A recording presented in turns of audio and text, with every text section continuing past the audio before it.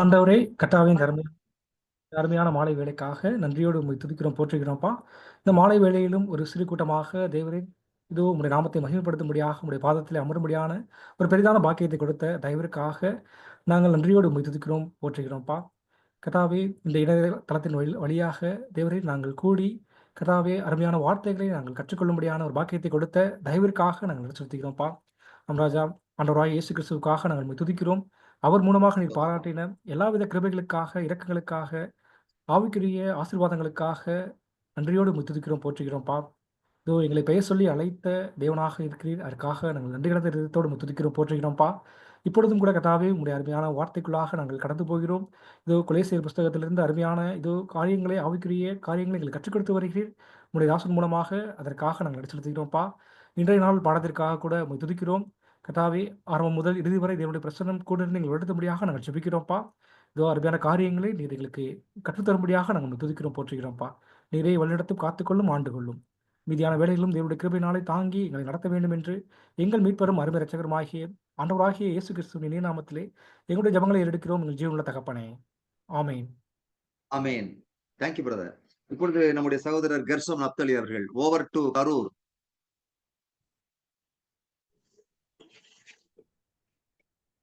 கர்த்தருடைய பரிசுத்த நாமம் மகிமைப்படுவதாக.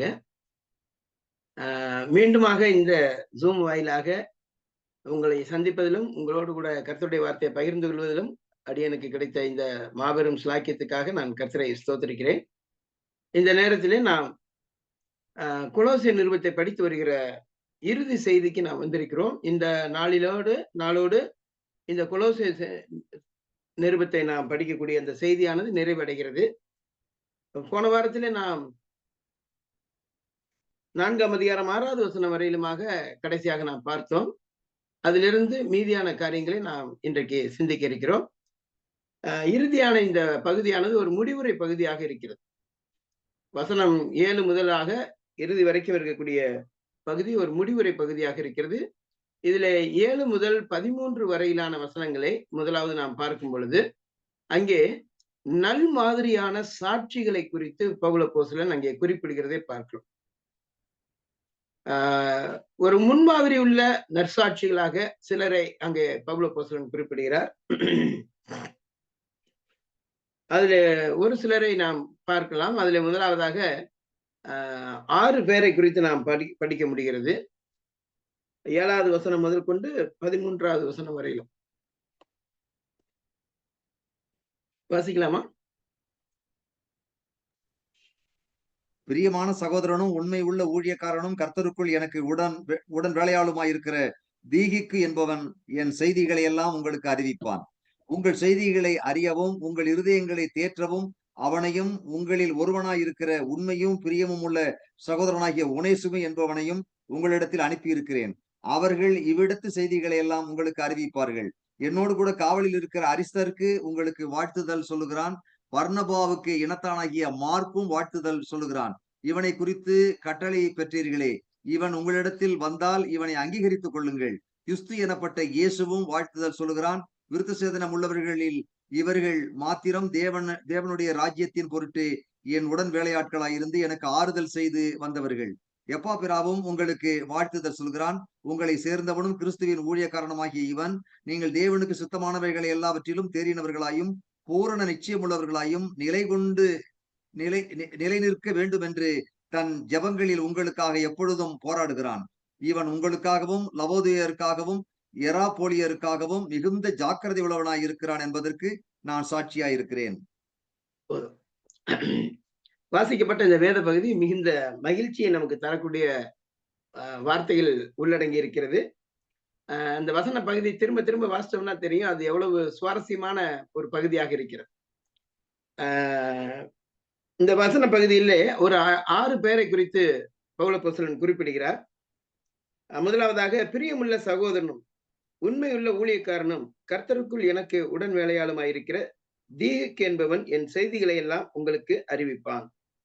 உங்கள் செய்திகளை அறியவும் உங்கள் இருதயங்களை தேற்றவும் அவனையும் உங்களில் ஒருவனாயிருக்கிற உண்மையும் பிரியமும் உள்ள சகோதரனாகிய ஒனேசிமு என்பவனையும் உங்களிடத்தில் அனுப்பியிருக்கிறேன். அவர்கள் இவ்விடத்து செய்திகளை எல்லாம் உங்களுக்கு அறிவிப்பார்கள்.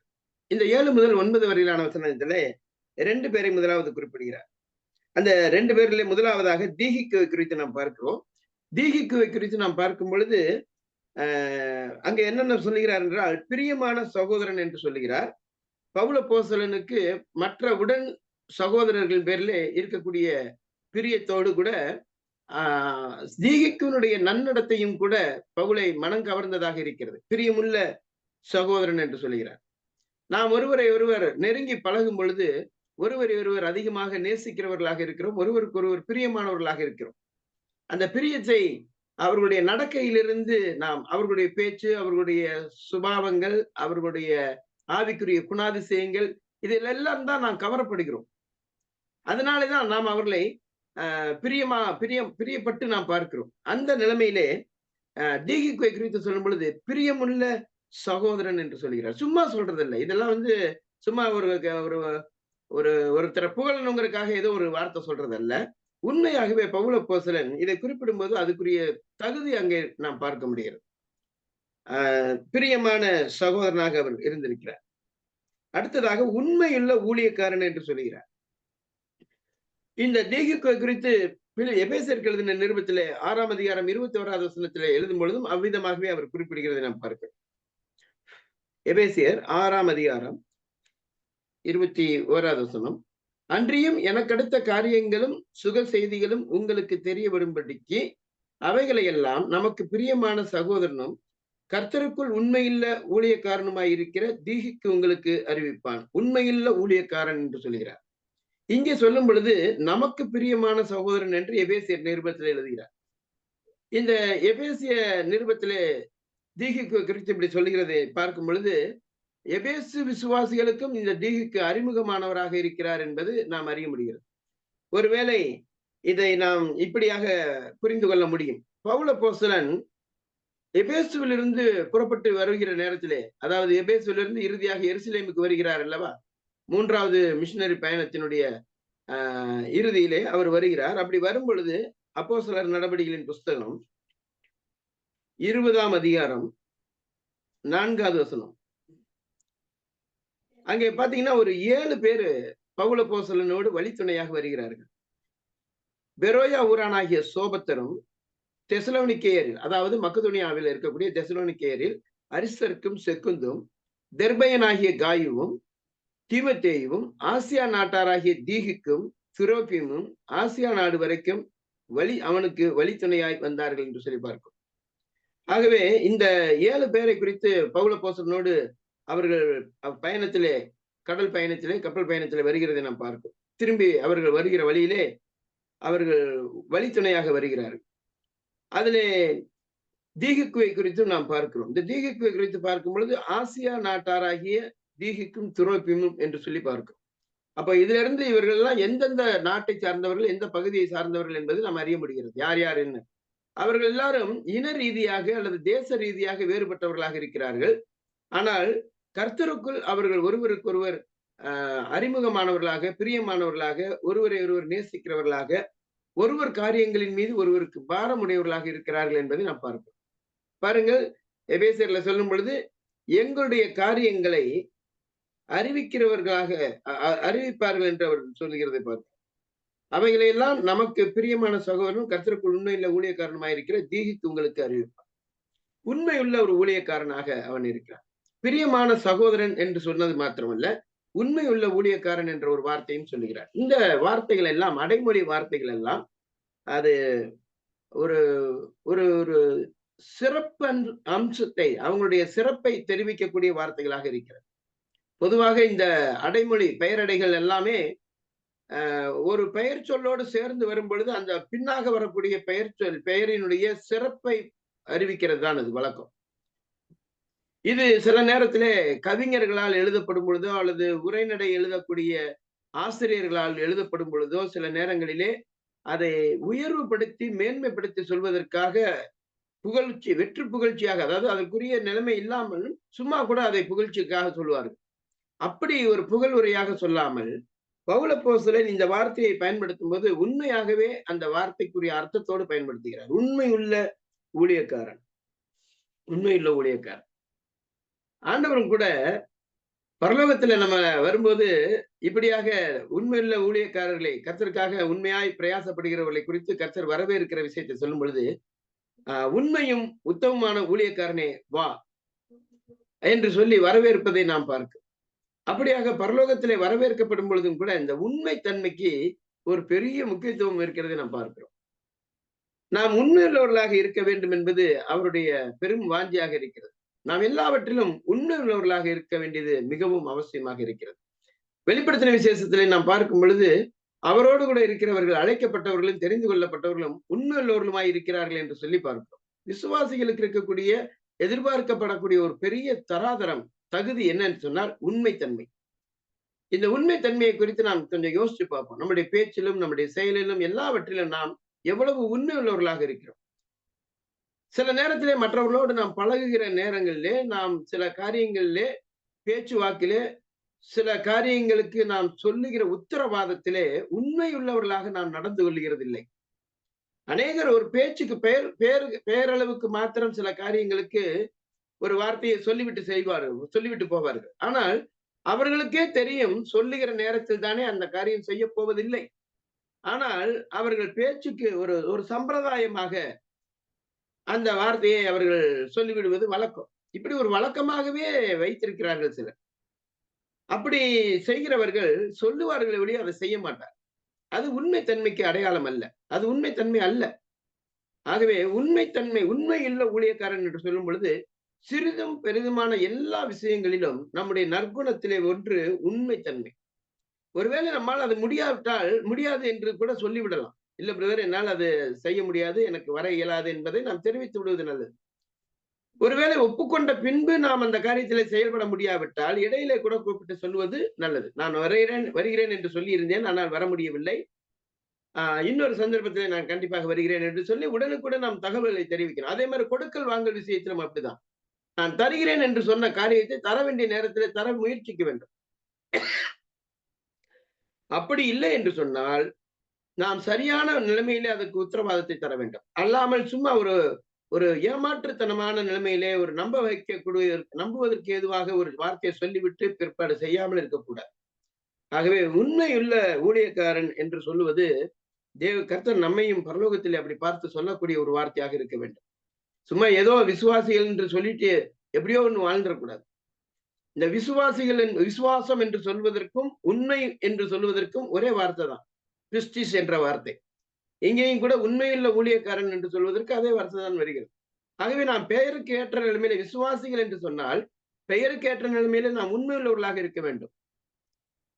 விசுவாசிகள் என்ற பெயரை தாங்கிக் கொண்டு நாம் உண்மையற்றவர்களாக இருக்கக்கூடாது.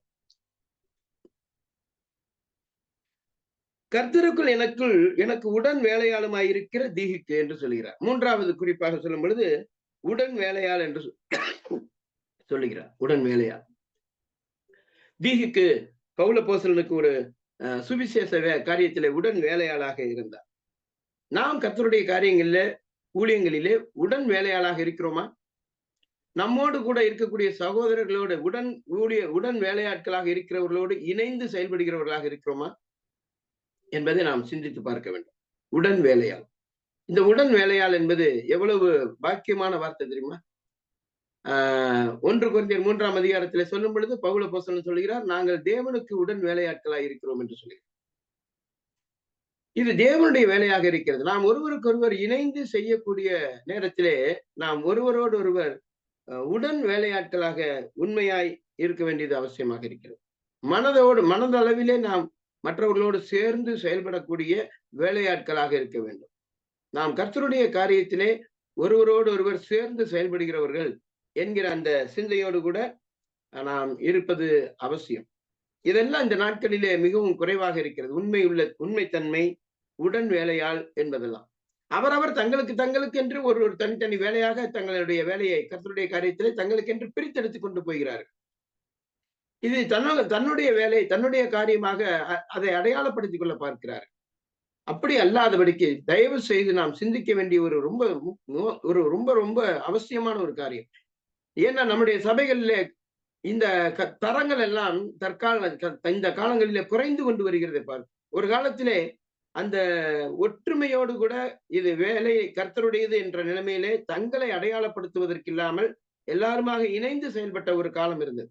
ஆனால் இன்றைக்கு இது தங்களுடையதான அடையாளத்தை பெயரை வெளிப்படுத்திக் கொள்வதற்கான நிலைமையிலே ஒவ்வொருவரும் தங்களுக்கான ஒரு வேலையை தங்களுடையது என்று காட்டிக்கொள்ளுகிற விதமாக தான் அதை செயல்படுத்துகிறதை நாம் பார்க்கிறோம். அப்படி இல்லாதபடிக்கு சபையிலே இணைந்து செயல்படக்கூடிய மற்ற சகோதரர்களோடு சேர்ந்து உடன் வேலையாட்களாக இருக்க வேண்டியது அவசியம். அருமையான ஒரு வேத பகுதி இதை நமக்கு காண்பிக்கிறது தான் நெகேமியாவின் புத்தகத்திலே அலங்கம் கட்டும் அந்த பணி. அதுல எல்லாரும் சேர்ந்து அவனோடு சேர்ந்து அவர்களோடு சேர்ந்து இவர்கள் கட்டினார்கள், அவர்களோடு சேர்ந்து இன்னார் கட்டினார்கள் என்று சொல்லி அங்கே படிக்க முடியும். ஆகவே கர்த்தருடைய வேலையிலே நாம் உடன் வேலையாட்களாக இருக்கிறோம் என்பதை பார்க்கிறோம். இதையெல்லாம் எங்களுடைய செய்திகளை எல்லாம் இவர்கள் தெரிவிப்பார்கள் என்று சொல்லி தீகிக்குவை குறித்து அவர் சொல்லுகிறார். சொல்வதோடு கூட உங்கள் செய்திகளை அறியவும் உங்கள் இருதயங்களை தேற்றவும். ஒருவேளை பவுல அப்போஸ்தலனை குறித்தோ மற்ற எப்பாப்ராவை குறித்தோ இந்த கொலோசை சபை மக்கள் ஒரு பாரப்பட்டவர்களாக இருந்திருக்க கூடும். அங்குள்ள செய்தியை அறிவதற்காக ஆவலுள்ளவர்களாக இருந்திருக்க கூடும். அந்த நிலைமையில அவர்களுடைய இருதயங்களை தேற்றுவதற்காக என்று பொருள்படுத்த முடியும். அப்படி இல்லாவிட்டால் உபதேச ரீதியாக பாதிக்கப்பட்டிருக்கக்கூடிய இந்த மக்களுக்கு பவுல அப்போஸ்தலன் மூலமாக கொண்டு வரப்படக்கூடிய இந்த கடிதத்தை கொடுப்பதன் மூலமாக தொடர்ந்து வாய்வில்லை செய்தியாக பவுல அப்போஸ்தலன் அவர்களோடு சொல்லும்படியாக சொல்லியிருந்த ஆலோசனைகளை சொல்வதன் மூலமாகவும் அவர்களுடைய இருதயங்களை தேற்றுகிறவர்களாக, தைரியப்படுத்துகிறவர்களாக, ஸ்திரப்படுத்துகிறவர்களாக அவர்கள் இருந்திருக்கக்கூடும். அதனாலே தான் அப்படி சொல்கிறார், உங்கள் இருதயங்களை தேற்றவும். தீகிக்குவையும் உங்களில் ஒருவனாயிருக்கிற உண்மையும் பிரியமும் உள்ள சகோதரனாகிய ஒனேசிமு என்பவனையும் உங்களிடத்தில் அனுப்பி இருக்கிறேன். ஒனேசிமை குறித்து நான் பார்க்கிறோம். இரண்டாவதாக தீகிக்குவோட சேர்ந்து ஒனேசிமு வருகிறார். இந்த ரெண்டு பேரும் சேர்ந்துதான் பவுலிடத்திலிருந்து கொலோசை சபைக்கு ஒன்றித்து வருகிறார்கள். இங்க இந்த எழுத்திலிருந்து நாம் திட்டவட்டமாக அறிகிறோம், ரோமில் இருந்து கொலோசே பட்டணத்துக்கு, இந்த கொலோசை சபைக்கு இந்த கடிதத்தை எடுத்துக்கொண்டு வந்தவர்கள், பவுலிடத்திலிருந்து செய்திகளை கொண்டு வந்தவர்கள் இவர்கள் இருவரும் சேர்ந்துதான் வந்தார்கள் என்பதை நாம் அறிய முடிகிறது. இந்த ஒனேசிமுவை குறித்து சொல்லும் பொழுதும் கூட உண்மையும் பிரியும் உள்ள சகோதரன் என்று சொல்லுகிறார். இந்த ரெண்டு வார்த்தைகளும் ஒனேசிமுக்கும் சொல்லுகிறார். அப்ப ஒனேசிமுவை குறித்து நமக்கு தெரியும், அவர் பிலமோனுடைய வேலைக்காரனாக இருந்தவன். அவன் ஓடி போனான். ஆனால் இப்பொழுது பவுல அப்போஸ்தலனை சந்தித்த பிறகு இப்பொழுது மனம் திரும்பின ஒரு மெய்யான விசுவாசியாக வருகிறான். இப்பொழுது அவனுடைய வாழ்க்கை உண்மையாகவே மாற்றம் அடைந்து உண்மையும் பிரியம் உள்ளவனாக மாறிவிட்டான். ஒனேசிமு என்று சொன்னால் பிரயோஜனம் உள்ளவன் என்று அர்த்தம். ஆனால் முன்னாடி காலத்திலே அவன் பிரயோஜனமற்றவனாக இருந்தான். இப்பொழுது அவன் மனமாற்றத்தினாலே பிரயோஜனம் உள்ளவனாக மாறி இருக்கிறான். அதை அவர் பிலமோன் நிருபத்தில் குறிப்பிடுகிறதை நாம் பார்க்கிறோம். ஆகவே இந்த ஒனேசிமு இப்பொழுது மனம் மாற்றத்தினாலே உண்மை உள்ளவனாக இருக்கிறார். தன்னுடைய எஜமானுக்கு உண்மையற்றவனாக நடந்து கொண்ட பழைய மனுஷன் மறைந்து போய் இப்பொழுது உண்மையுள்ள ஒரு ஒனேசிமுவை நாம் பார்க்கிறோம். அதே போல பிரியமானவனாகவும் அவன் மாறிவிட்டான். இந்த ஒனேசிமுங்கிற பேரை கேட்ட மாத்திரத்திலே பிலமோனுக்கோ பிலமோனோடு சேர்ந்திருந்த மற்ற அந்த சபை விசுவாசிகளுக்கோ ஒரு பிரியமற்ற நிலைமைதான் ஏற்பட்டிருக்கும். எவ்வளவு ஒரு நன்றி கெட்டவனாக இந்த எஜமானிடத்திலிருந்து ஓடி போய்விட்டானே, திருடி கொண்டு போயிட்டானே, ஏதோ அவருக்கு துரோகம் செய்து விட்டானே என்ற அந்த ஒரு எண்ணம் தான் அவர்களுக்கு வந்திருக்கும். ஆனால் இப்பொழுது அவனை குறித்து சொல்லக்கூடிய சாட்சி, உண்மையும் பிரியம் உள்ள சகோதரனாகிய ஒனேசிமு என்பவையும் உங்களிடத்தில் அனுப்பி இருக்கிறேன் என்று சொல்லுகிறார். அவர்கள் இவ்விடத்து செய்திகளை எல்லாம் உங்களுக்கு அறிவிப்பார். அப்ப அந்த நாட்களிலே இந்த கடிதத்தை கொண்டு வந்து கொடுக்கிறதோடு கூட நேரடி தகவல் பரிமாற்றத்தை, நேரடியாக தகவல்களை வாய்வழி செய்தியாக கேட்பதற்கும் இவர்கள் இது போன்ற பணியை செய்தவர்களாக இருக்கிறார். இன்றைக்கும் கூட நாம் ஒருவருக்கொருவர் தூரத்தில் இருக்கிறவர்கள் நேரடியாக சந்திக்க முடியாது இருக்கிற நேரத்திலே இடையிலே நம்மை சந்திக்கக்கூடிய இங்க உள்ளவர்களோ அல்லது அங்கு உள்ளவர்களோ யாரோ தூரத்தில் இருக்கக்கூடிய ஒரு சகோதரன் மூலமாக நாம் நம்முடைய செய்திகளை பரிமாறிக்கொள்வதற்கும் நம்முடைய காரியங்களை தெரியப்படுத்துவதற்கும் ஒருவர் உதவிகரமாக இருக்கிறார். அந்த உதவிகரமாக இருக்கக்கூடிய நபர் இந்த தரத்தில் இல்லாவிட்டால், உண்மையும் பிரியமுமானவர்களாக இல்லாவிட்டால் நற்செய்தி அல்ல துர்ச்செய்தி தான் சொல்லுவார்கள். ஒருவரை குறித்து அவதூறான காரியங்களை தான் சொல்லுவார்கள். ஆனால் அந்த நாட்களில் நாம் பார்க்கிறோம், உண்மை உள்ளவர்களாக இங்கிருந்து பவுலுக்கு பிரியமான நிலைமையிலே பவுலுடைய அந்த வேலையை செய்வதற்கு உண்மை உள்ள நிலைமையிலே இந்த செய்திகளை கொண்டு போகக்கூடிய நல்ல ஒரு சிநேகிதர்களாக இவர்கள் இருக்கிறதை நாம் பார்க்கிறோம். அடுத்ததாக 10வது வசனத்தில் சொல்லுகிறார், என்னோடு கூட காவலில் இருக்கிற அரிஸ்தர்க்கு உங்களுக்கு வாழ்த்துதல் சொல்லுகிறார் என்று சொல்லி பார்க்கிறோம். அரிஸ்தர்க்கை குறித்து நாம் ஏற்கனவே பார்த்தோம். அவரு தெசலோனிக்கே பட்டணத்தை சேர்ந்தவர். அரிஸ்தர்க்கும் வாழ்த்துதல் சொல்லுகிறார். இப்பொழுது அவர் பவுலோடு கூட அங்கே சிறையில் இருக்கிறார். அடுத்ததாக பர்னபா இனத்தானாகிய மார்க்கும் உங்களுக்கு வாழ்த்துதல் சொல்லுகிறான் என்று சொல்லி எழுதுகிறார். பர்னபாவை குறித்து நமக்கு தெரியும். பர்னபாவுக்கு இனத்தான் தான் இந்த மார்க்கு. 2வது மிஷனரி பயணத்திலேயும் போது இந்த மார்க்குவை அழைத்து செல்லக்கூடாது என்று ஒரு வாக்குவாதம் வந்தது. அதன் நிமித்தமாக பவுலும் பர்னபாவும் பிரியக்கூடிய அளவுக்கு கடும் வாக்குவாதம் ஏற்பட்டது. அதற்கு முகாந்திரமாக இந்த மார்க்குடைய வாழ்க்கை இருந்தது. அதாவது ஊழியத்திலே முதல் மிஷனரி பயணத்திலே பாதியிலேயே அவன் இடையில பிரிந்து வந்து விட்டான். ஒரு அனுபவம் இல்லாதவராக ஒரு ஊழியத்துக்கு ஒரு போதுமான அளவுக்கு ஒரு தகுதி குறைவான நிலைமையில தான் அவன் இருந்தான். பாடுகளை சகிப்பதற்கு முடியாத நிலைமையிலே அல்லது ஊழியத்திலே தொடங்கி அதுக்கப்புறம் பாதியிலே விட்டு போகக்கூடியவனாக இருந்தான். அதனால அப்படிப்பட்டவனை நாம் தொடர்ந்து அழைத்து செல்ல முடியாது என்கிற ஒரு சர்ச்சையான ஒரு நிலைமை ஏற்பட்டது. என்றாலும் அந்த மார்க்குவை குறித்து தான் இப்பொழுது இங்கே எழுதுகிறார். மார்க்கும் உங்களுக்கு வாழ்த்துதல் சொல்கிறான், இவனை குறித்து கட்டளை பெற்றீர்களே, இவன் உங்களிடத்தில் வந்தால் இவனை அங்கீகரித்துக் கொள்ளுங்கள். இப்படியாக பவுல் இந்த ஒவ்வொருவரை குறித்தும் எழுதுகிறதை நாம் பார்க்கிறோம். அடுத்ததாக யுஸ்து என்னப்பட்ட இயேசுவும் வாழ்த்துதல் சொல்லுகிறான் என்று சொல்லி அவரோடு கூட இருக்கக்கூடிய இன்னொரு நபரை அங்கே அறிமுகப்படுத்துகிறார். யுஸ்து, ஆங்கிலத்திலே ஜஸ்டஸ் என்று சொல்லுகிறோம். அந்த யுஸ்து என்னப்பட்ட இயேசுவும் வாழ்த்துதல் சொல்லுகிறான். விருத்த சேதனம் உள்ளவர்களில் இவர்கள் மாத்திரம் தேவனுடைய ராஜ்யத்தின் பொருட்டு என் உடன் வேலையாட்களாய் இருந்து எனக்கு ஆறுதல் செய்து வந்தவர்கள் என்று குறிப்பிடுகிறார். அப்ப ஒருவேளை விருத்த சேதனம் உள்ளவர்களில் இவர்கள் மாத்திரம் என்று சொல்வதிலிருந்து ஒருவேளை இவர்கள் யூதர்களாகவோ அல்லது மதத்திற்கு மாறினவர்களாக இருந்திருக்கக்கூடும். அந்த நிலைமையிலே தான் இவர்களை விருத்த சேதனம் உள்ளவர்கள் என்று சொல்லுகிறார். மற்றவர்கள் உடன் இருந்தவர்கள் எல்லாரும் புற இனத்தவர்களிலிருந்து ரட்சிக்கப்பட்டு வந்தவர். இவர்களை குறித்து சொல்லும் பொழுது இந்த வித்தியாசத்தை அவர் சொல்லுகிறதை நாம் பார்க்க முடியும்.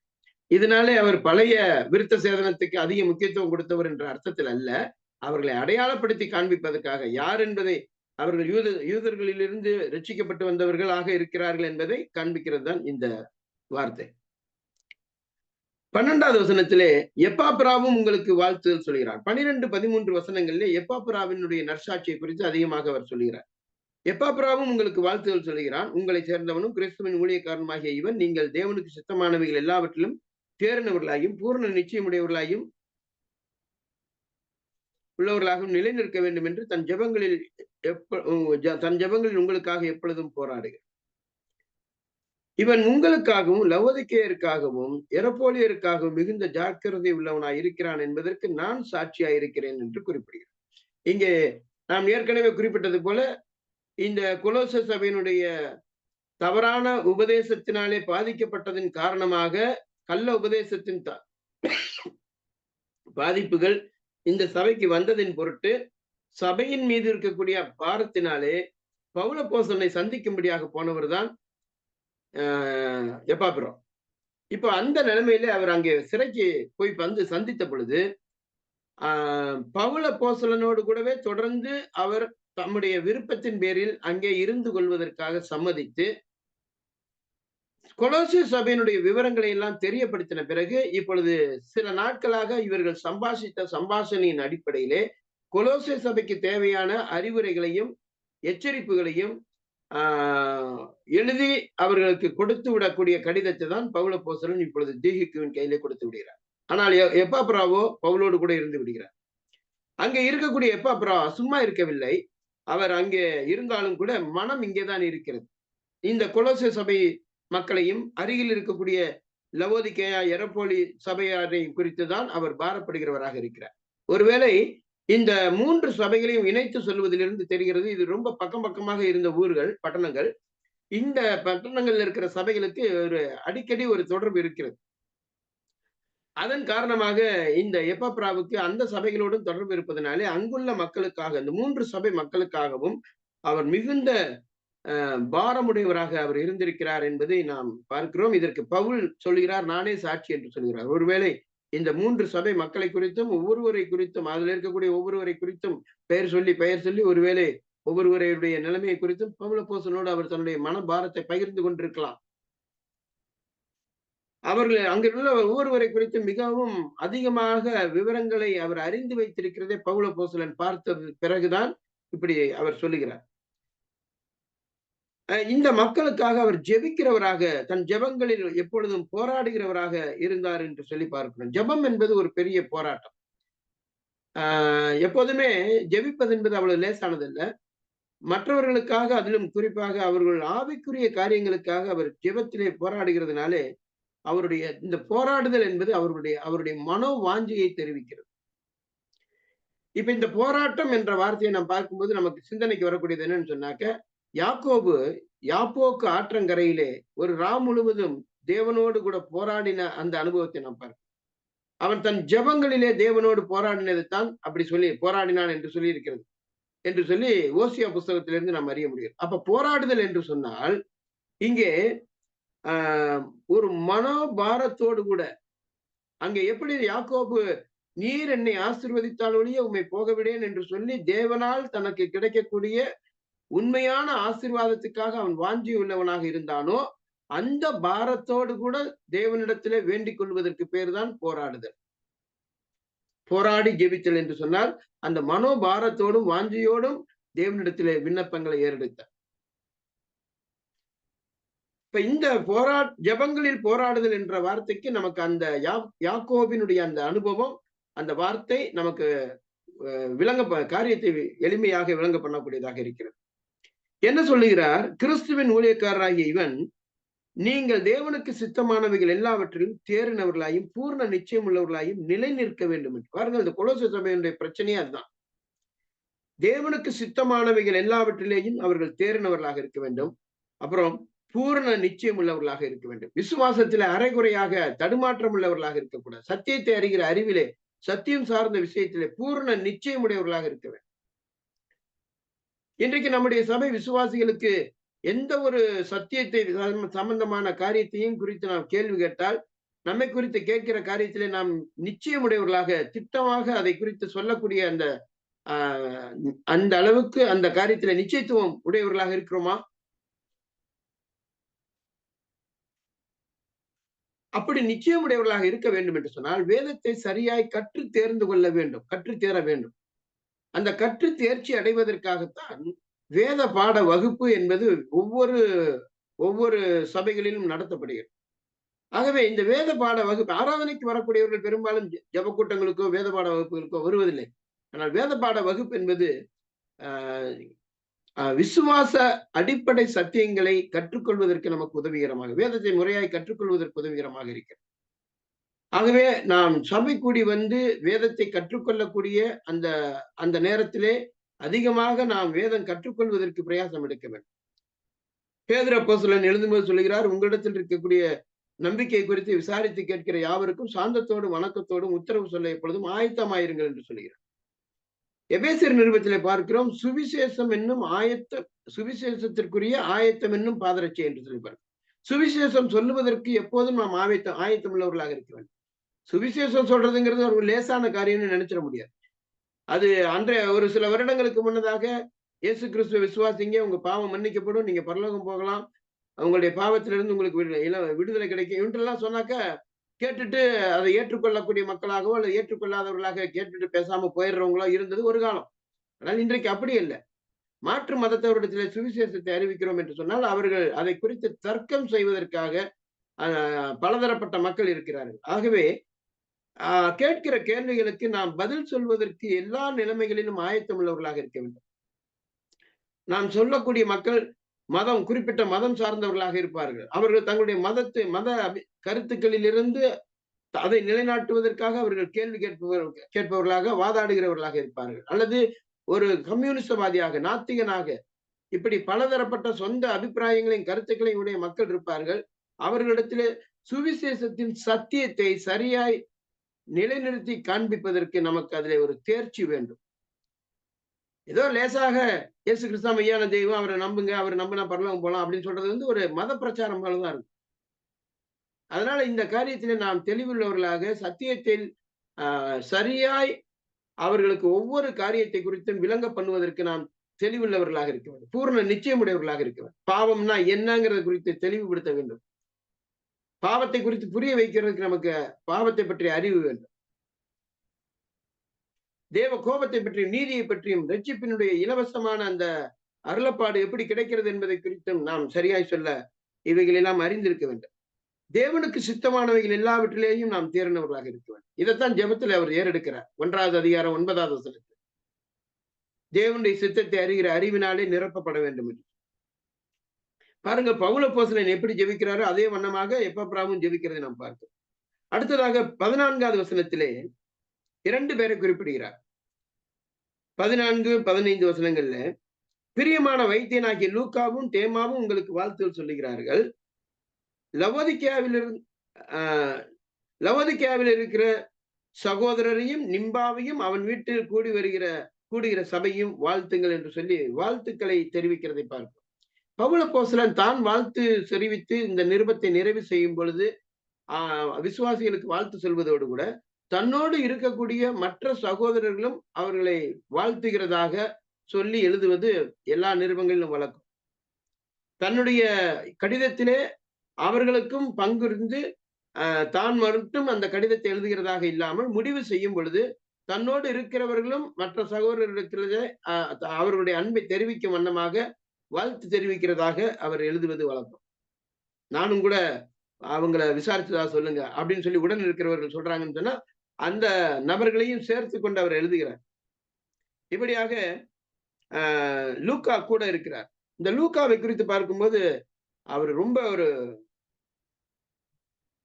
உண்மையிலேயே ஒரு பெரிய மனுஷன். அந்த மனுஷன் சுவிசேஷ காரியத்தில் மிகுந்த வாஞ்சி உள்ளவராக பவுலோடு கூட சேர்ந்து பிரயாணப்பட்டவர். அப்போஸ்தலனாகிய பவுலுடைய நிருபங்களை அந்த அப்போஸ்தலர் நடவடிக்கையின் புத்தகத்தை பார்த்தோம்னு சொன்னா சில இடத்துல அவர்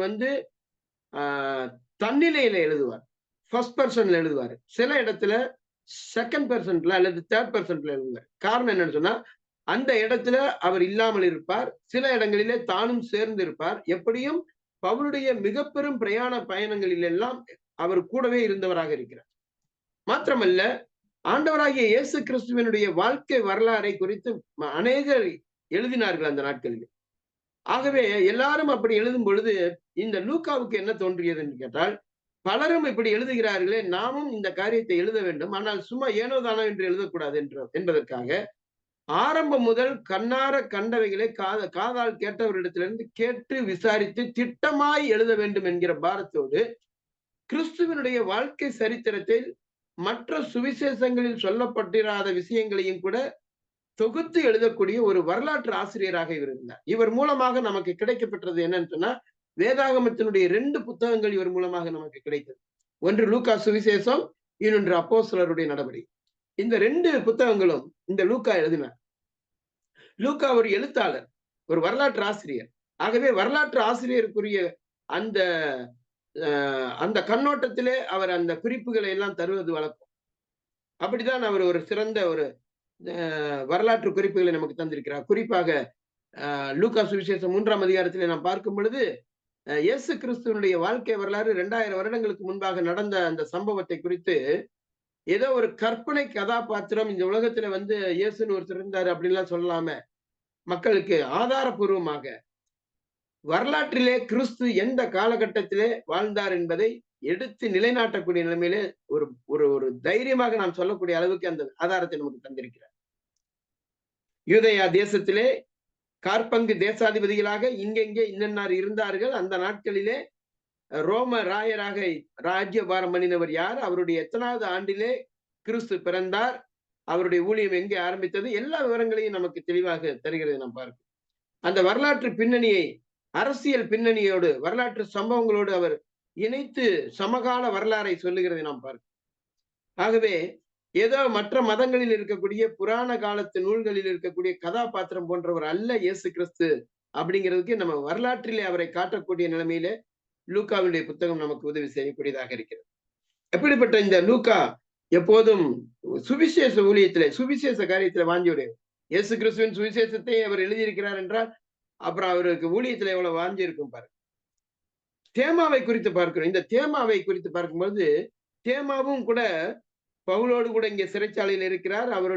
அவரும் வாழ்த்துதல் சொல்லுகிறதை நாம் பார்க்கிறோம். ஆனால் இந்த தேமாவை குறித்து ஒரு கடைசியான ஒரு செய்தி இருக்கிறது. 2 தீமோத்தேயு 4:10 நாம் பார்க்கும் பொழுது, தேமா இப்பிரபஞ்சத்தின் மேல் ஆசை வைத்து என்னை விட்டு தெசலோனிக்கே பட்டணத்துக்கு போய்விட்டான் என்று எழுதுகிறார். ஆரம்பத்தில் நல்லபடியாக சுவிசேஷ காரியத்துல வாஞ்சியுடையவராக சிறைச்சாலை வரைக்கும் கூட போகக்கூடிய ஒரு நிலைமையில இருந்த மனுஷன்தான். ஆனா கடைசியில அவர் இப்பிரபஞ்சத்தின் மேல் ஆசை வைத்து போய்விட்டார் என்று சொல்லிப்பார். தெசலோனிக்கே பட்டணம் ஒரு வெள்ளி விற்பனைக்கு பெயர் போன ஒரு பட்டணம். ஒரு உலக பொருள் ஆதாயத்திலே பணம் சம்பாதிப்பதற்கு வசதிகரமான ஒரு பட்டணமாக இருந்தது. ஆகவே அவர் அதிலே ஆசை வைத்து தெசலோனிக்கேக்கு போய்விட்டார் என்று சொல்லி பவுல் அப்போஸ்தலன் வருத்தத்தோடு எழுதுகிறார். இந்த நாட்களிலும் கூட இந்த மாதிரி வாஞ்சி உள்ளவர்களாக இருந்தவர்கள், ஒரு காலத்திலே நல்ல ஊழியத்திலே வாஞ்சி உடையவர்களாக இருந்தவர்கள், பின்னாட்களிலே அவர்கள் அப்படியே பின்தங்கி போய்விட்டு கடைசியாக அவர்கள் உலகத்தின்பால் ஈர்க்கப்பட்டவர்களாக போகிறது அநேகரை குறித்து நாம் பார்க்கிறோம். 20-30 வருடங்கள் கூட அவர்கள் விசுவாச வாழ்க்கையில நற்சாட்சி உள்ளவர்களாக இருந்தவர்கள் தான். அப்படிப்பட்டவர்கள் அப்படி போயிரும்போது அது மிகவும் வருந்தத்தக்க ஒரு விஷயமாக இருக்கிறது. இதை சொல்லும்போது அருமையான சோமசுந்தரம் பிரதரும் நாங்களும் கூட நாங்க 2 பேரும் அடிக்கடி ஒருத்தரை பத்தி பேசிட்டு இருந்தோம். சில வருடங்களுக்கு முன்பாக கரூர் பகுதியில் இருந்த ஒரு நடராஜன் என்று சொல்லக்கூடிய ஒரு சகோதரர். அவரை தேடுங்க பிரதர், அவரை கண்டுபிடிங்க, அவரை போய் விசாரிச்சு பாருங்க அப்படின்னு இப்ப கூட பிரதர் கொஞ்ச நாளைக்கு முன்னாடி சொல்லிட்டு இருந்தார். அவர் அவ்வளவு ஒரு நல்ல ஒரு பேச்சு திறமையும் நல்ல ஒரு தமிழ் புலமைத்துவமும் உடையவராக வேதத்தை நல்லா பகுத்து போதிக்கக்கூடிய ஒரு இந்து மதத்திலிருந்து ரட்சிக்கப்பட்டு வந்த ஒரு சகோதரனாக இருந்தார். ஆனால் அவர் பின்னாட்கள் அவர் இருக்கிற இடம் தெரியாமல் விசுவாசத்தை விட்டு விலகி போய்விட்டார். அவரை குறித்து ஒரு துக்ககரமான காரியமா தான் இருக்கு. அது மாதிரி நிறைய பேர் இருக்கிறார்கள். அதனால இதெல்லாம் பார்க்கும்போது தேமா ஒரு அந்த மாதிரி நபராக இருப்பது நமக்கு ஒரு எச்சரிப்பாக இருக்கிறது. நாம் கடைசி வரைக்கும் கர்த்தருடைய காரியத்திலே நாம் நிலை நிற்க வேண்டியது அவசியமாக இருக்கு. அடுத்ததாக சொல்லுகிறார், லவோதிக்கேயாவில் இருக்கிற சகோதரரையும் நிம்பாவையும் அவன் வீட்டில் கூடி வருகிற சபையும் வாழ்த்துங்கள் என்று சொல்லுகிறார். அந்த நாட்களிலே வீட்டிலே தான் சபைகள் கூடி வந்தது வழக்கம். பொதுவாக சபை கட்டடங்கள் கட்டப்படுவதெல்லாம் 3ஆம் நூற்றாண்டுக்கு பிறகுதான் ஆலயங்களாக கட்டப்பட்டது. அதுக்கப்புறமாக பொது வழிபாட்டு தலங்கள் அல்லது ஒரு பொதுவான இடங்களிலே கூடி வந்து ஆராதிக்கிறதுக்கான ஆராதனை கூடங்கள் கட்டப்பட்டதெல்லாம் பிற்பாடுதான். அதுக்கு முன்னாடி முதல் 2 நூற்றாண்டுகளிலே வீடுகளிலே தான் சபை கூடி வந்து மக்கள் ஆராதித்தார்கள். நம்ம நிருபங்கள்ல ரோமர் நிருபத்திலே பிலமோன் நிருபத்தில எல்லாம் படிக்கிறோம், அவருடைய வீட்டிலே கூடி வருகிற சபையை வாழ்த்துங்கள். இந்த கொலோச சபையும் கூட பிலமோனுடைய வீட்டிலே தான் கூடி வந்தது. கடைசியாக அவர் எழுதுகிறார், இந்த நிருபம் உங்களிடத்தில் வாசிக்கப்பட்ட பின்பு இது லவோதிக்கேயா சபையில் வாசிக்கப்படும்படி செய்யுங்கள், லவோதிக்கேயாவில் இருந்து வரும் நிருப செய்யுங்களும் வாசியுங்கள் என்று சொல்லுகிறார். இந்த நிருபங்கள் எல்லாம் தேவ ஆவியினாலே ஏவப்பட்டு எழுதப்பட்ட வார்த்தைகளாக இருக்கிறது. ஆகவே அந்த சபைகளுக்கு தேவையான கடிதங்களாக அவைகள் கொண்டு போகப்பட்டது. ஆனால் அனைத்து காலத்திலும் தேவையான திருச்சபைக்கான மொத்த வேதாகம நூல்களாக தொகுக்கப்பட்டதிலே ஆவியானவரால் ஏவப்பட்ட நிலைமையில தான் இந்த நூல்கள் நமக்கு தொகுக்கப்பட்டிருக்கிறது. இது அல்லாமல் வேறு சில நூல்களும் கூட நிருபங்களும் கூட அந்த நாட்களிலே சபைகளுக்கு எழுதப்பட்டவைகள் இருந்தது. அது அந்தந்த சபைகளுக்கு பிரத்யேகமாக எழுதப்பட்டவைகளாக அக்காலத்திலே ஒரு சபையிலிருந்து இன்னொரு சபைக்கு அது பரிமாறப்பட்டு வாசிக்கப்பட்டவைகளாக இருந்தது. ஆனால் எல்லா காலத்து விசுவாசிகளுக்கும் தேவையான நிலைமையிலே தொகுக்கப்பட்ட புத்தகங்களாக இந்த புதிய ஏற்பாட்டு புத்தகங்கள் 27 புத்தகங்களை நாம் பார்க்கிறோம். ஆகவே இந்த நிருபம் கொலோசை நிருபமானது லவோதிக்கேயா சபைக்கும் அனுப்பப்பட்டது. அதே போல லவோதிக்கேயா சபைக்கு ஒரு கடிதம் எழுதப்பட்டது. அது பிற்பாடு இங்கே வந்ததாக நாம் பார்க்கிறோம். அதையும் அவர்கள் வாசித்தார்கள். இப்படிதான் அவர்கள் அந்த முதல் நூற்றாண்டிலே புதிய ஏற்பாடு எழுதி நிறைவு செய்யப்படாத அந்த காலத்திலே ஒரு சபைக்கு எழுதப்பட்ட அந்த நிருபமானது இன்னொரு சபைக்கும் அனுப்பப்பட்டு ஒரு சுற்றறிக்கையாக அவர்கள் அதை வாசித்து சத்தியங்களை அறிந்து கொண்டார்கள். இன்றைக்கு நமக்கோ நிறைவு செய்யப்பட்ட ஒரு புதிய ஏற்பாடு புத்தகம், முழுமையான வேதாகமும் நமக்கு கிடைக்கப்பட்டிருக்கிறது. இது இல்லாத அந்த காலத்திலே தான் சில ஆவிக்குரிய வரங்கள் தற்காலிக வரங்களாக கொடுக்கப்பட்டிருந்தது. அதைத்தான் நாம் 1 கொரிந்தியர்ல படிக்கிறோம். நிறைவானது வரும்பொழுது குறைவானது ஒளிந்து போம். நம்முடைய அறிவு குறைவுள்ளது, நாம் தீர்க்க தரிசனம் சொல்லுதலும் குறைவுள்ளது, அந்நிய பாஷைகளானாலும் ஓய்ந்து போம், தீர்க்க தரிசனங்களானாலும் ஒளிந்து போம், அறிவானாலும் ஒளிந்து போம் என்றெல்லாம் பார்க்கிறோம். இதை சொல்லிட்டு நிறைவானது வரும்பொழுது குறைவானது ஒளிந்து போம் என்று சொல்கிறார். ஆகவே இந்த ஆவிக்குரிய வரங்களிலே சில வரங்கள் தற்காலிகமான வரங்களாக இருந்தது. அவைகள் புதிய ஏற்பாடு எழுதி கொடுக்கப்பட்டு நிறைவு செய்யப்படாத காலத்திலே இருந்த வெளிப்பாட்டு வரங்களும் அடையாள வரங்களுமாக இருந்தது. ஆனால் புதிய ஏற்பாடு எழுதி நிறைவு செய்யப்பட்ட பிறகு அந்த வரங்களில் சிலது நின்று போனது. இன்றைக்கு போதக வரம்தான் நிலையாக இருந்து போதிக்கக்கூடியவர்களை கர்த்தர் வரமாக சபைக்கு தந்து வேத வசனங்களை கொண்டு சபையை போஷித்து வருகிறார். இவ்விதமாக நாம் இந்த காரியங்களை எல்லாம் இதுவரைக்குமாக நாம் கற்றுக்கொண்டோம். இதிலே நான் இந்த புத்தகத்தை நிறைவு செய்கிற இந்த நேரத்திலே கடைசியாக சில குறிப்புகளை சொல்லி முடிக்கிறேன். பவுல் அப்போஸ்தலன் கடைசியாக சொல்லக்கூடிய வசனம் 2 குறிப்புகளை சொல்கிறார். 17, 18. அர்க்கிப்புவை கண்டு நீ கர்த்தரிடத்தில் பெற்ற ஊழியத்தை நிறைவேற்றும்படி கவனமாய் இருப்பாயாக என்று சொல்லுங்கள். இது ஒரு அருமையான குறிப்பாக இருக்கிறது. கர்த்தரிடத்தில் பெற்ற ஊழியம். அர்க்கிப்பு பிலமோனோடு மகனாக இருக்கிறார். அவர் அங்கே கொலோசை சபையில ஒரு ஊழியக்காரனாக இருக்கிறார். அவரை குறித்து சொல்லும் பொழுது கர்த்தரிடத்தில் பெற்ற ஊழியத்தை நிறைவேற்றும்படி கவனமாய் இருப்பாயாக, ஊக்கப்படுத்தும்படியாக, உற்சாகப்படுத்தும்படியாக, இளைஞனாகி அந்த அர்க்கிப்புவுக்கு உற்சாகமூட்டும்படியாக இந்த கொலோசை சபையாருக்கு அவர் சொல்லுகிறதை பார்க்க, அர்க்கிப்புவை கண்டு நீ கர்த்தரிடத்தில் பெற்ற ஊழியத்தை நிறைவேற்றும்படி கவனமாய் இருப்பாயாக என்று சொல்லுங்கள். அதாவது பவுல் அப்போஸ்தலன் தான் சொல்ல வேண்டியதை கொலோசை சபை மக்கள் மூலமாக சொல்ல வருகிறார். ஆகவே இளம் ஊழியர்களை அல்லது ஊழியத்தில் ஈடுபட்டிருக்கக்கூடியவர்கள் யாராயிருந்தாலும் அவர்களை அவ்வப்பொழுது நீங்கள் பெற்ற ஊழியத்தை உற்சாகமாக செய்யுங்கள் என்று சொல்லி அவர்களை ஊக்கப்படுத்துவது நல்லதாக இருக்கிறது. கடைசியாக பவுல் தன்னை குறித்து எழுதுகிறார். பவுலாகிய நான் என் கையினால் எழுதி உங்களை வாழ்த்துகிறேன். நான் கட்டப்பட்டிருக்கிறதை நினைத்துக் கொள்ளுங்கள். நான் கட்டப்பட்டிருக்கிறேன். அவருடைய முதல் சிறைச்சாலை அனுபவத்தை குறித்து அவர் ஜெபத்திலே நினைவு கூறும்படியாக சொல்கிறார். நான் கட்டப்பட்டிருக்கிறதை நினைத்துக் கொள்ளுங்கள். நினைத்துக் கொள்ளுங்கள்னு சொன்னாக்க தேவ சமூகத்திலே அந்த காரியத்துக்காக ஜெபம் பண்ணும்படியாக சொல்கிறார். என்னவாக இந்த காரியம் முடிய போகிறது என்பது அவருக்கு தெரியாது. சீக்கிரத்தில் அவர் விடுதலை அடைவதற்கும் தொடர்ந்து அவருடைய ஊழியத்தை நிறைவேற்றுவதற்குமாக இந்த விண்ணப்பத்தை கொலோசை சபை மக்களுக்கு அவர் வைக்கிறார். கடைசியாக கிருபை உங்களோடு இருப்பதாக என்று சொல்லி அவர் வாழ்த்து சொல்லி நிறைவு செய்கிறார். இதுதான் இந்த கொலோசை சபையை குறித்து நாம் படித்தது. இப்ப இதுல இந்த நிருபத்துல நாம் முக்கியமாக 2 காரியங்களை நாம் மனதில் புரிந்து கொள்ள வேண்டும். முதலாவதாக இந்த கொலோசை சபைக்கு வந்த கள்ள உபதேசம் ஞான உபதேசம் என்று ஞான கொள்கை என்று சொல்லக்கூடிய ஒரு கள்ள உபதேசம் அவர்களுக்கு வந்து பாதிப்பை ஏற்பட்டது. குறிப்பாக கிறிஸ்து பூர்ணரானவர் அல்ல, கிறிஸ்து மட்டும் நமக்கு போதுமானதல்ல, கிறிஸ்து நமக்கு நிறைவானவர் அல்ல, கிறிஸ்துவை அல்லாமல், கிறிஸ்து மூலமாக அல்லாமல் நாம் வெளியிலிருந்து பெறக்கூடிய ஆவிக்குரிய அறிவு, அனுபவம், ஞானம், இவைகள் தான் நம்முடைய ஆவிக்குரிய வாழ்க்கையினுடைய வளர்ச்சியினுடைய உன்னதமான நிலைமையாக இருக்கிறது. அதை எல்லாரும் பெற முடியாது. சிலராகிய நாங்கள் பெற்றிருக்கிறோம், எங்கள் மூலமாக நீங்கள் இவைகளை அறிந்து கொள்ள முடியும் என்று சொல்லி பல தவறான கள்ள உபதேசங்களை கொண்டு வந்தார்கள். அந்த கள்ள உபதேசமானது கிரேக்க தத்துவ உபதேசங்களிலிருந்து, கொள்கைகளிலிருந்து உருவானவைகளாக அந்த நூற்றாண்டுகளில் இருந்த கிரேக்க தத்துவங்களில் தான், புற மத தத்துவங்களில் இருந்து உருவான உபதேசங்கள். முற்றிலும் கிறிஸ்தவத்தினுடைய உபதேச சத்தியங்களுக்கு அப்பாற்பட்டவை. அப்படிப்பட்ட காரியங்கள் இன்றைக்கும் கூட சமீபத்திலே 2 நாட்களுக்கு முன்னதாக ஒரு ஊழியக்காரர் மற்றொருக்கு சுவிசேஷத்தை சொல்லுகிறதை நான் கேட்டேன். அந்த விஷயத்தை நான் இங்கே விளக்கி சொல்ல விரும்பவில்லை. ஆனால் அவர் சொன்ன சுவிசேஷமானது அது இந்து மதத்தினுடைய ஆன்மீக கருத்துக்களை அப்படியே உள்வாங்கிக் கொண்டதாக இருக்கிறது. அந்த நிலைமையிலே அவர் சுவிசேஷத்தை மற்றவர்களுக்கு சொல்லு. காரணம் என்னன்னு சொன்னா, அவங்களுக்கு விளங்கும் வண்ணமாக சொல்லணும்னு நினைச்சு சொல்றாராம். இது ஒருபோதும் தவறு.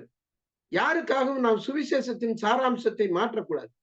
சுவிசேஷத்தை நாம் நம்முடைய அறிவு கொண்டு விளங்க பண்ண முடியாது. அதை சொல்லுவது மாத்திரம்தான் நம்முடைய வேலை. அதை விளங்க பண்ணுகிறது, இருதயத்தில சத்தியத்தை விளங்க பண்ணுகிறது பரிசுத்த ஆவியானவருடைய வேலை. சுத்தமான சத்திய சுவிசேஷத்தை நாம் அப்படியே சொல்ல வேண்டும். சுத்த சுவிசேஷமாக சத்திய வசனத்தை நாம் அறிவிக்கிறது மாத்திரம்தான் நம்முடைய வேலை. அதை நம்முடைய அறிவு கொண்டு அதை மக்களுக்கு புரியும் விதமாக நான் சொல்றேங்கிறதுக்காக வேண்டி சத்தியத்தினுடைய அடிப்படை சாராம்சத்தை மாற்றக்கூடாது. ஆகவே இதை கேட்ட பொழுது பக்கத்துல இருந்து நான் கேட்டுட்டு இருந்தேன். அதை கேட்ட பொழுது எனக்கு ரொம்ப வருத்தமானது. ஆகவே சுவிசேஷத்தை உள்ளது உள்ள பிரகாரமாக எக்காலத்திலும் எந்த நாட்டவருக்கும் நாம் அப்படியே சொல்ல வேண்டும். இங்குள்ள மக்களுக்கு ஏற்ற விதமாக நான் சொல்றேன்னு சொல்லி எல்லாம் மாற்றக்கூடாது. ஆகவே இப்படிப்பட்ட நிலைமையில இந்த கள்ள உபதேசங்களுக்கு பதில் தரும் விதமாக மக்களை அதிலிருந்து காப்பாற்றும் விதமாக இந்த கடிதத்தை எழுதினார். அதோடு கூட வழக்கமாக அவர் விசுவாசிகளுக்கு எழுதக்கூடிய நடைமுறை போதனைகள் கிறிஸ்தவ உபதேசத்துக்கு ஏற்ற விதமாக விசுவாசிகள் புதிய வாழ்க்கையில ரட்சிக்கப்பட்டிருக்கக்கூடிய புதிய மனுஷனாக மாற்றப்பட்டிருக்கிற அந்த வாழ்க்கையில எப்படி நடந்து கொள்ள வேண்டும் என்பதை குறித்தும் அவர் போதனைகளையும் கட்டளைகளையும் எழுதியிருக்கிறதை நாம் பார்க்கிறோம். இந்த நிருபத்திலிருந்து இதுவரைக்கும் நான் படித்த இந்த புத்தகத்திலே எத்தனை கட்டளைகள் இருக்கிறது என்று சொன்னால் அந்த கட்டளைகளை மாத்திரம் நான் குறிப்பிட்டு சொல்கிறேன். வேகமாக நீங்கள் குறித்துக் கொள்ளுங்கள். இல்லை என்று சொன்னால் நான் அந்த குறிப்பு அப்புறமா உங்களுக்கு வாட்ஸ்அப்ல அனுப்புறேன். 23 கட்டளைகளை நாம் இங்கே பார்க்கிறோம். கட்டளை வாக்கியங்கள், இம்பரேட்டிவ் வேர்ட்ஸ், அதாவது கட்டளை வார்த்தைகள் அல்லது வாக்கியங்கள், ஏவல் வினை சொற்கள் என்று சொல்லுவோம். கட்டாயமாக நிறைவேற்ற வேண்டிய வார்த்தைகள் அவைகளை நிறைவேற்றலாம், நிறைவேற்றாமல் போகலாம் என்பதல்ல. அவைகள் கண்டிப்பாக நிறைவேற்ற வேண்டிய, செய்ய வேண்டிய, அப்படிதான் நடக்க வேண்டும் என்பதற்கான நிபந்தனையோடு கூடிய வார்த்தைகள். 1 2ஆம் அதிகாரம் 6வது வசனம். நீங்கள் கிறிஸ்து இயேசுவை குறித்து கேள்விப்பட்டபடியே, நீங்கள் விசுவாசித்து ஏற்றுக்கொண்டபடியே அவருக்குள்ளாக நீங்கள் நடந்து கொள்ளுங்கள். 2ஆம் அதிகாரம் 8வது வசனம். 2வது, எச்சரிக்கையாயிருங்கள், ஒருவரும் உங்களை கொள்ளை கொண்டு போகாதபடிக்கு நீங்கள் எச்சரிக்கையாயிருக்க வேண்டும் என்பதை குறித்து எழுதுகிறார். 3வதாக 3ஆம் அதிகாரம் 1வது வசனம், தேடுங்கள், தேவனுடைய வலது பாரசத்தில் உள்ள மேலானவைகளை தேடுங்கள் என்று சொல்கிறார். 4வதாக நாடுங்கள், 3ஆம் அதிகாரம் 2வது வசனம். 5வதாக 3ஆம் அதிகாரம் 5வது வசனத்திலே அழித்து போடுங்கள். 6வதாக 3ஆம் அதிகாரம் 8வது வசனம், விட்டு விடுங்கள். இதெல்லாம் ஏவல் வாக்கியங்கள், கட்டளை வாக்கியங்கள். இந்த கட்டளை வாக்கியங்களுக்கு மிகவும் முக்கியத்துவம் இருக்கிறது. அதுதான் தேவனுடைய வார்த்தையினுடைய மிக அதிகாரப்பூர்வமான கட்டளையாக இருக்கிறது. 7வதாக பொய் சொல்லாதிருங்கள், 3ஆம் அதிகாரம் 9வது வசனம். 8வதாக 3ஆம் அதிகாரம் 12வது வசனம், தரித்துக் கொள்ளுங்கள். 9வதாக 3ஆம் அதிகாரம் 13வது வசனம், தாங்குங்கள், மன்னியுங்கள். இந்த தாங்குதல், மன்னியுங்கள் என்பது மொழிபெயர்ப்பிலே தான் கட்டளை வாக்கியங்களாக மாற்றப்பட்டிருக்கிறது. ஆனால் மூல மொழியிலே இவை கட்டளை வார்த்தைகள் அல்ல. ஆனால் நம்முடைய மொழிபெயர்ப்பிலே நாம் படிக்கிறதிலே அல்லது பிரசங்கத்திலே நாம் கேட்கும் பொழுதோ இவைகளை கட்டளைகளாக சொல்லுவதை நாம் கேட்க முடியும். ஆகவே இந்த மொழிபெயர்ப்பிலே இவைகள் கட்டளை வாக்கியங்களாக மாற்றப்பட்டிருக்கிறது என்பதை நாம் புரிந்து கொள்ள வேண்டும். அப்படிதான் அது செய்ய முடியும். இலக்கண அடிப்படையில் அது அப்படிதான் செய்ய முடியும். ஏனென்று சொன்னால் இது ஒரு வினை சொல்லிலிருந்து வந்த பெயர் எச்சம். ஆகவே அந்த வினை சொல்லானது ஒரு பெயர் அடையாக மாறிவிடும். இது கிரேக்க இலக்கணத்தின்படியான ஒரு முறை. அதை நமக்கு அப்படி மொழிபெயர்க்க முடியாது. ஆகவே அதை மொழிபெயர்க்கிற விதத்துல இப்படிதான் செய்ய முடியும். இது எல்லா நூல்களுக்கும் பொருந்தும். ஒரு மொழியிலிருந்து ஒரு மொழியிலே இன்னொரு மொழிக்கு மாற்றம் செய்யும் பொழுது சில அந்த மொழியினுடைய இலக்கண அடிப்படையில் அப்படிதான் வரும். அடுத்து 10வதாக நாம் பார்க்கிறோம். 3ஆம் அதிகாரம் 15வது வசனத்துல நன்றியுள்ளவர்களாய் இருங்கள். 11வது காரியம் 3ஆம் அதிகாரம் 18வது வசனம், கீழ்ப்படியுங்கள், மனைவிகளுக்கு சொல்றது. 12வது காரியம் 3ஆம் அதிகாரம் 19வது வசனத்திலே புருஷர்கள் அன்பு கூறுங்கள். அதே புருஷர்களுக்கு சொல்லக்கூடிய அடுத்த கட்டளை 13வது காரியம் கட்டளை 3ஆம் அதிகாரம் 19வது வசனம், கசந்து கொள்ளாதிருங்கள். அடுத்தது பிள்ளைகளுக்கு சொல்லுகிற வார்த்தை 14வது கட்டளை 3ஆம் அதிகாரம் 20வது வசனம், கீழ்ப்படியுங்கள். 15வது கட்டளை பிதாக்களுக்கு அல்லது பெற்றோர்களுக்கு சொல்லக்கூடிய வார்த்தை, பிள்ளைகளை கோபம் ஊட்டாதிருங்கள். 3ஆம் அதிகாரம் 21வது. 16வது கட்டளை 3ஆம் அதிகாரம் 22வது வசனம், வேலைக்காரர்களுக்கு கீழ்ப்படிந்து வேலை செய்யுங்கள். அடுத்ததாக 24வது வசனத்திலே ஒரு கட்டளை இருக்கிறதாக நாம் பார்க்க முடியும். எதை செய்தாலும் அதை மனுஷர்களுக்கு என்று செய்யாமல் கர்த்தருக்கென்றே மனப்பூர்வமாய் செய்யுங்கள் என்று சொல்லி கட்டளையாக சொல்லப்பட்டிருக்கிறதாக நாம் பார்க்க முடியும். ஆனால் அது கட்டளை வாக்கியம் அல்ல. அது சரியாய் சொல்ல வேண்டுமானால் எதை செய்தாலும் அதை மனுஷர்களுக்கு என்று செய்யாமல் கர்த்தருக்கென்றே மனப்பூர்வமாய் செய்கிறீர்கள் என்ற நிலைமையிலே அது தெரிநிலை வினை சொல்லாகத்தான் அது சொல்லப்பட்டிருக்கிறது. Indicative verb. அப்படிதான் அது சொல்லப்பட்டிருக்கிறது. ஆனாலும் அதையும் அப்படிதான் மொழிபெயர்க்கப்பட்டிருக்கிறது. அது ஒரு ஏவல் வாக்கியமாக. அடுத்ததாக 17வது காரியம் 4ஆம் அதிகாரம் முதல் வசனம். எஜமான்களுக்கு சொல்லப்பட்டுள்ள காரியம். எஜமான்களே, உங்கள் வேலைக்காரர்களுக்கு நீங்கள் நீதியையும் செவியுமானதை செய்யுங்கள். வேலைக்காரர்களுக்கு செய்ய வேண்டியதை எஜமான்களுக்கு சொல்லப்படுகிறது. 18வது கட்டளை 4ஆம் அதிகாரம் 2வது வசனம், இடைவிடாமல் ஜெபம் பண்ணு. 19வது காரியம் 4ஆம் அதிகாரம் 4வது வசனம், வேண்டிக் கொள்ளுங்கள். 20வது கட்டளை 4ஆம் அதிகாரம் 6வது வசனம், நடந்து கொள்ளுங்கள்.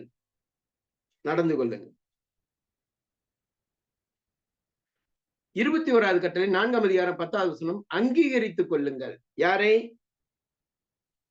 அங்கீகரித்துக் கொள்ளுங்கள்? அதாவது 4ஆம் அதிகாரம் 10வது வசனத்துல